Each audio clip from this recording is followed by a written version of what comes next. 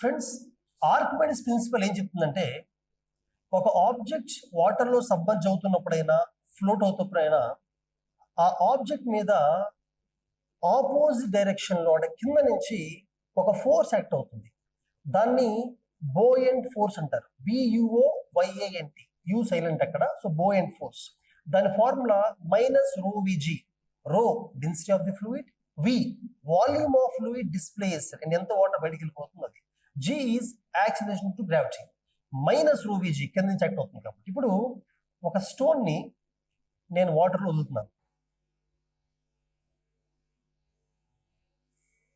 వదిలినప్పుడు కొంచెం వాటర్ బయటకు వచ్చింది. ఎంత వాటర్ బయటకు వచ్చిందంటే వాల్యూమ్ ఆఫ్ స్టోన్ అంత బయటకు వచ్చింది. ఆ బయటకు వచ్చిన వాటర్ని డిస్ప్లేస్డ్ వాటర్ అంటారు.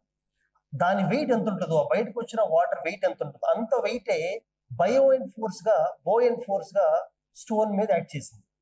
కానీ దానికన్నా స్టోన్ వెయిట్ ఎక్కువ ఉండడం వల్ల స్టోన్ సబ్మర్జ్ అయిపోయింది. మరి ఇప్పుడు నేను ఈ స్టోన్ ని ఫ్లోట్ చేద్దాం అనుకుంటున్నాను, అంటే బోయంట్ ఫోర్స్ ని పెంచుదాం అనుకుంటున్నాను. బోయంట్ ఫోర్స్ పెంచాలి అంటే ఏం చేయాలి? ఎక్కువ వాటర్ డిస్ప్లేస్ చేయాలి, అంటే సర్ఫేస్ ఏరియాని పెంచాలి. కాబట్టి నేను దీన్ని తీసుకుంటాను. ఇదైతే సర్ఫేస్ ఏరియా ఎక్కువ ఉంటుంది, ఇది మనం ప్రెస్ చేసినప్పుడు ఎక్కువ వాటర్ బయటికి వెళ్ళిపోతుంది. సో ఇప్పుడు ఈ స్టోన్ ని దీంట్లో పెట్టినప్పుడు ఏమవుతుందంటే ఎక్కువ వాటర్ డిస్ప్లేస్ అయింది, అంటే బోయంట్ ఫోర్స్ ఇస్ మోర్. కాబట్టి స్టోన్ సబ్మర్జ్ అవ్వదు, ఫ్లోట్ అవుతుంది. సేమ్ ఆర్కిమెడిస్ ప్రిన్సిపల్ ని షిప్ బిల్డింగ్ లో యూజ్ చేస్తారు.